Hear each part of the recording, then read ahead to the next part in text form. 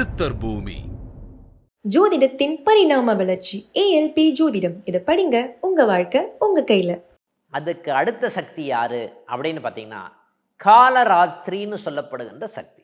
இந்த காலராத்திரி அப்படின்னு எனக்கு மகிழ்ச்சி வேண்டும் சார், எனக்கு எல்லாமே மனப்பிரச்சனை இருக்குது, மனப்பிரச்சனைக்கு தேவதை சொல்லிட்டீங்க, செல்வ வளத்தை கொடுக்கக்கூடிய தேவதை சொல்லிட்டீங்க, உடல் ரீதியாக பண்ணக்கூடிய வழியை சொல்லிட்டீங்க, ஆனாலும் பார்த்தீங்கன்னா எனக்கு நிம்மதி இல்லாத ஒரு தன்மை இருக்கு இல்லைங்களா, நிம்மதியை கொடுக்கக்கூடியவள் யாருன்னா காலராத்திரி அப்படின்னு சொல்லப்படுகின்ற தேவதை பெருமகிழ்ச்சி நிம்மதியை கொடுக்கக்கூடிய தேவதையாக வரக்கூடிய நிகழ்வுகள் இந்த நவராத்திரியில் இருக்கக்கூடிய தன்மை இருக்கு.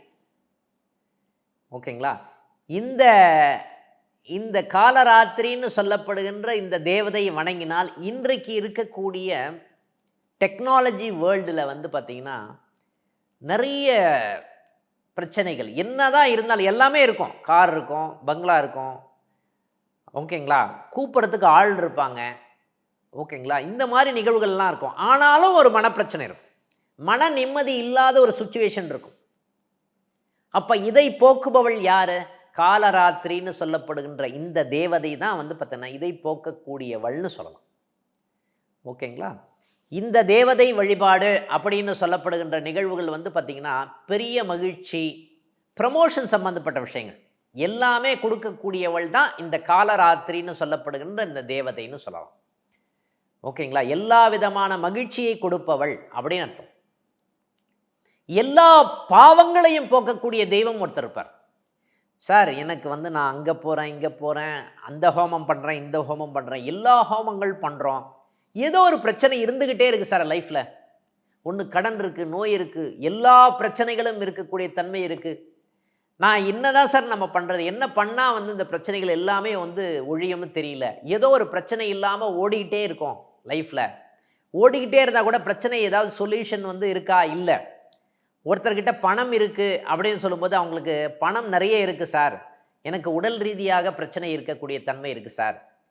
உடல் ரீதியாக பிரச்சனை இல்லை சார், மன ரீதியாக பிரச்சனை அதிகமாக இருக்கக்கூடிய தன்மை இருக்குது சார். இன்றைக்கி நிறைய சம்பாதிக்கிறோம் சார், எங்கேயோ நிம்மதி இல்லாத ஒரு தன்மை இருக்குது சார், ஏதோ பாவம் பண்ணியிருக்கோம்னு நினைக்கிறேன் சார், அதுக்கு என்ன சார் பண்ணலாம், இந்த தோஷங்களை போக்குவதற்கு நாம் என்ன செய்ய வேண்டும் அப்படின்னு நிறைய பேர் கேள்விகளோடு நிறைய பேர் கேட்குறாங்க. இதுக்கு ஒரே ஒரு தேவதை யாருன்னா மகா கௌரின்னு சொல்லப்படுகின்ற தேவதை எல்லா பாவங்களையும் போக்கக்கூடியவள் அப்படின்னு சொல்லலாம். மகா கௌரின்னு சொல்லப்படுகின்ற இந்த தேவதை, இந்த மகா கௌரியை வணங்கினால் நாம செய்த பூர்வ ஜென்ம பாவங்களை ஒழிக்கக்கூடிய ஒரு தேவதையாக இந்த தேவதை வருகிறாள். ஓகேங்களா?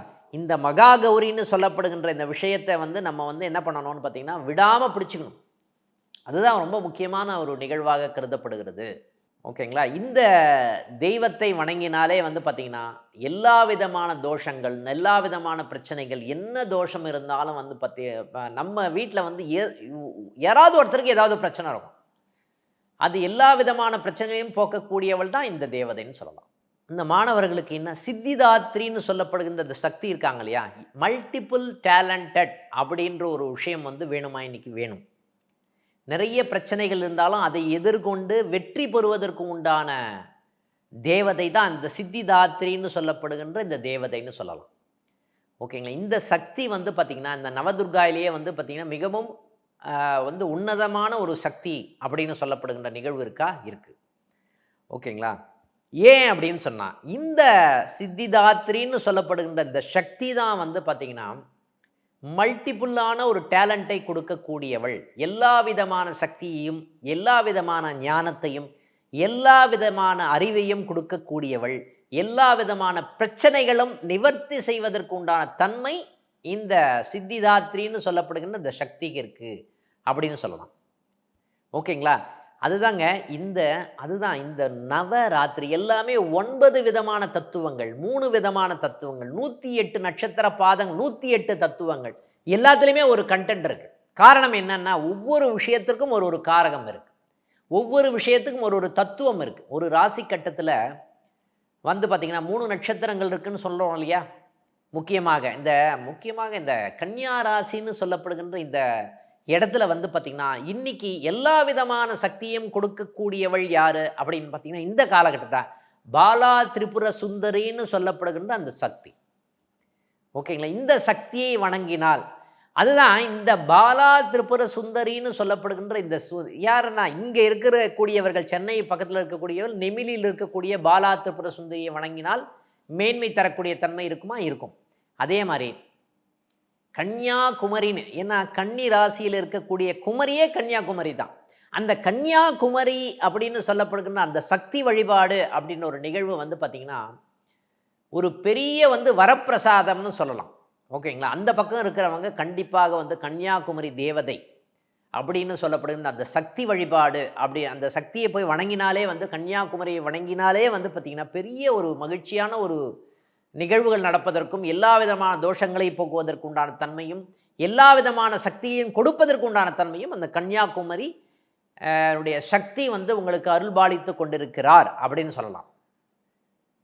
இந்த கன்னியா ராசி அப்படின்னு சொல்லப்படுகின்ற விஷயத்தில் 3 விதமான சக்திகள் இருக்குன்னு சொல்கிறோம்ல.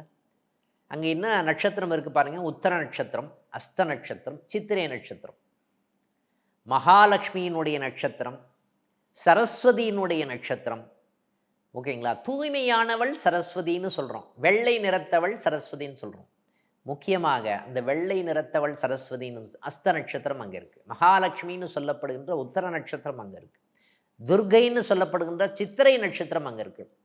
அப்போது இதில் எவ்வளோ நட்சத்திர பாதங்கள் இருக்குதுன்னு நீங்கள் கணக்கு பண்ணி பார்த்தீங்கன்னா 9 நட்சத்திர பாதங்கள் இருக்கிறது அப்படின்னு சொல்கிறான். இந்த 9 நட்சத்திர பாதங்களுக்கும் நிறைய பேர் என்ன பண்ணுவாங்க அப்படின்னு பார்த்தீங்கன்னா 9 விதமான,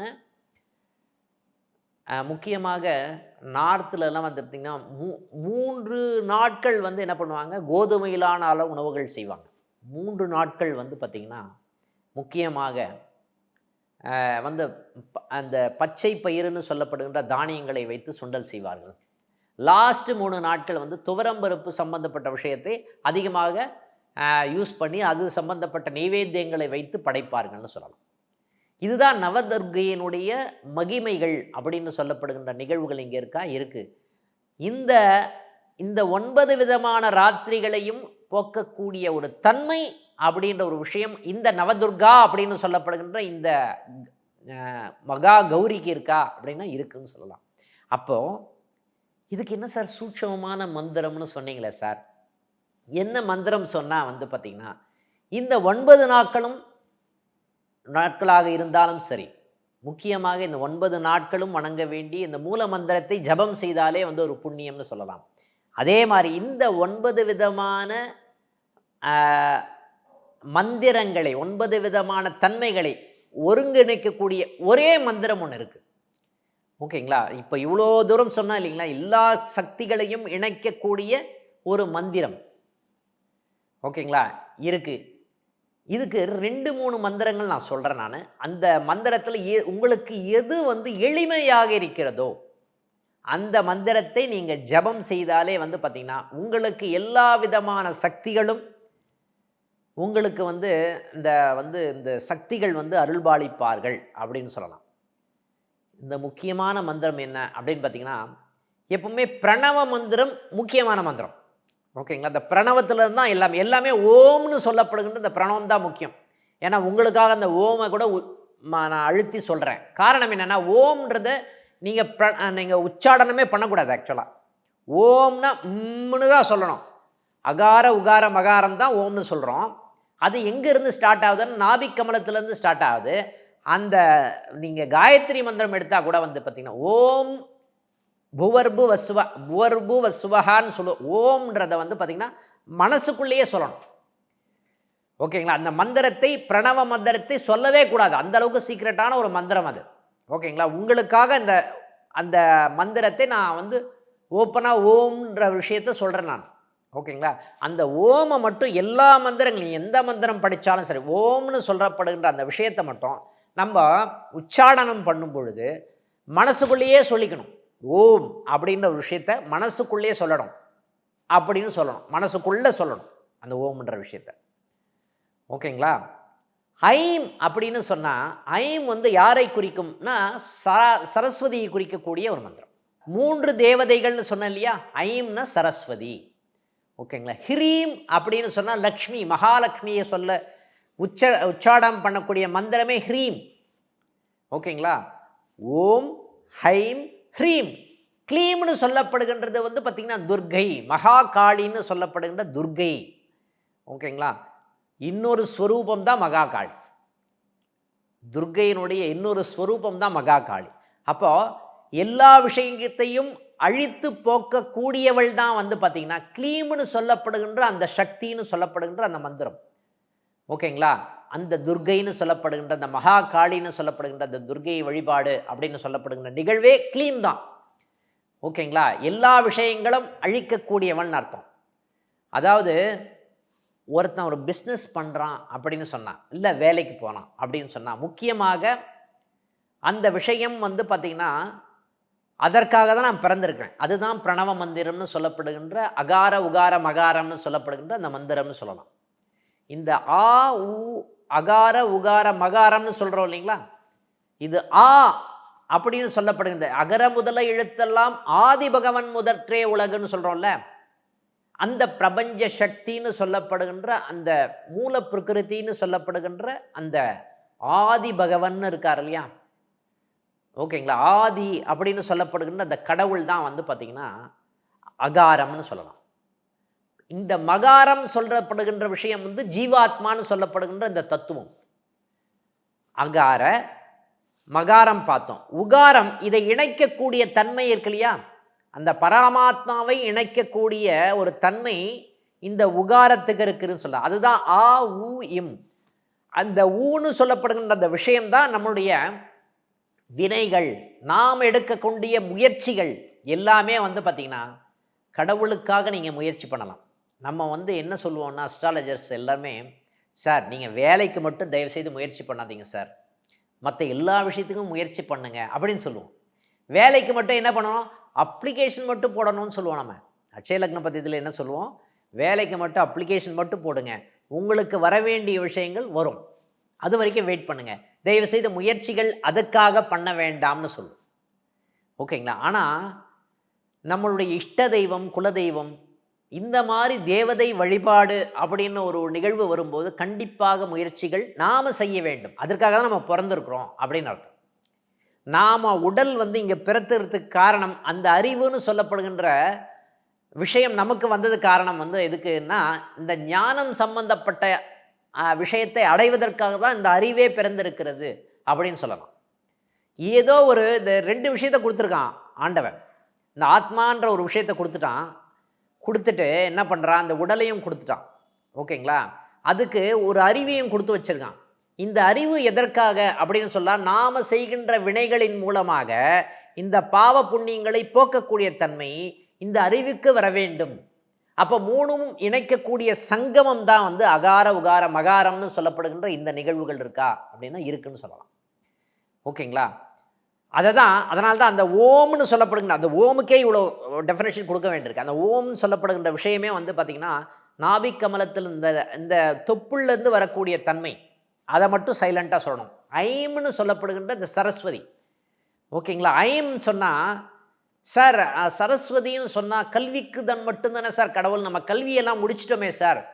எல்லா விஷயத்திற்கும் ஒரு நாலேஜ் வேணும், எல்லா விஷயத்துக்கும் ஒரு அறிவு வேண்டும். அந்த அறிவினுடைய கடவுள் சரஸ்வதின்னு சொல்லுவார். எல்லா விஷயத்துக்கும் அறிவு அப்படின்ற ஒரு ஞானம் அப்படின்ற ஒரு விஷயம் வேண்டுமா? கண்டிப்பாக வேண்டும். ஒரு கேமராமேன் இருக்காரு அப்படின்னு சொன்னால் அந்த கேமரா இயக்குவதற்கு ஒரு அறிவு வேண்டும், இந்த ஃபோக்கஸ் பண்ணுறதுக்கு ஒரு அறிவு வேண்டும்.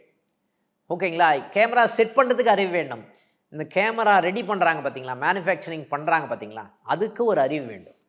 எல்லா விஷயத்துக்கும் ஒரு அறிவு வேண்டும். படிக்கிறதுக்கு மட்டும்தான் அந்த அறிவு அப்படின்னு ஒரு விஷயம் கிடையாது. அப்போ ஐம் அப்படின்னு சொல்லப்படுகின்ற அந்த சரஸ்வதியினுடைய கடவுளுடைய தத்துவம் தான் ஐம்.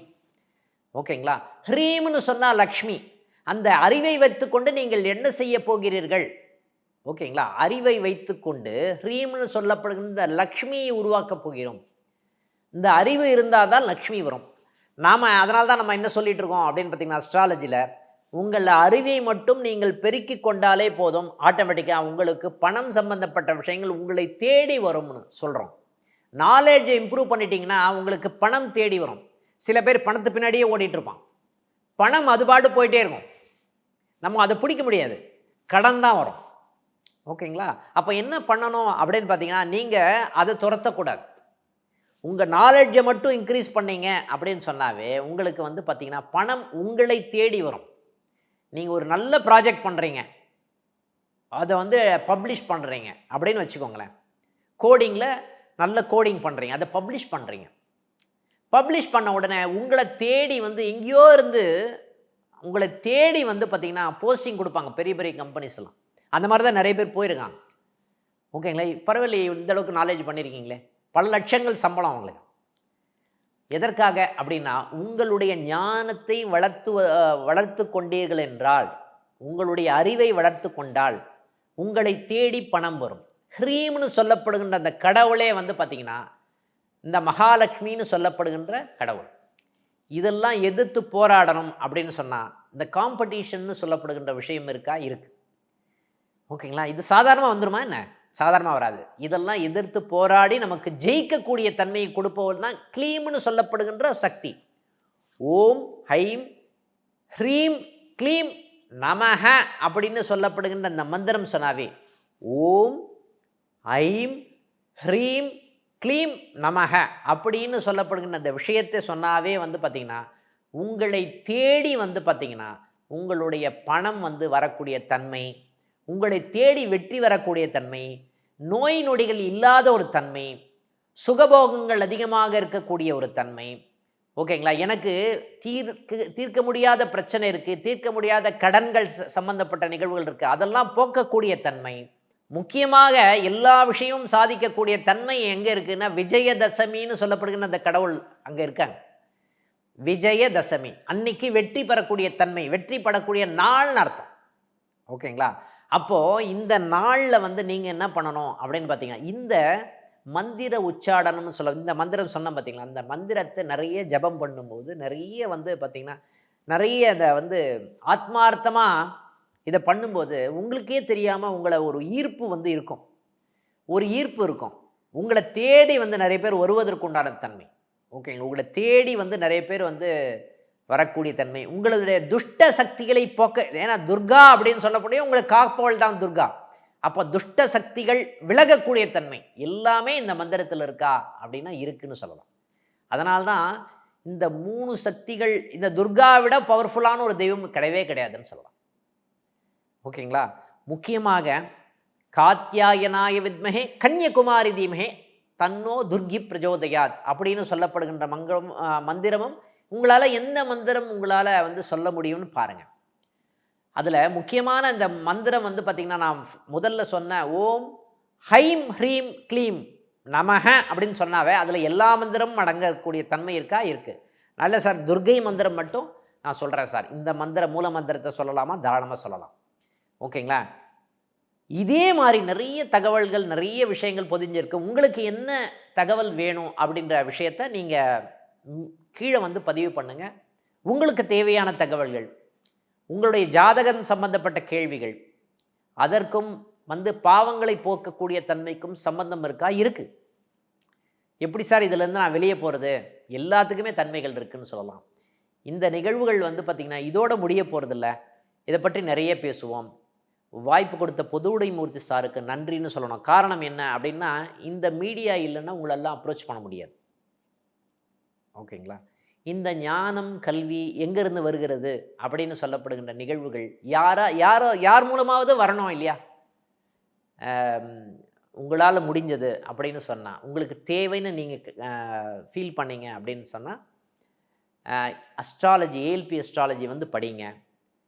நன்றி, வணக்கம். ஜோதிடத்தின் பரிணாம வளர்ச்சி ஏஎல்பி ஜோதிடம், இதை படிங்க. உங்கள் வாழ்க்கை உங்கள் கையில்.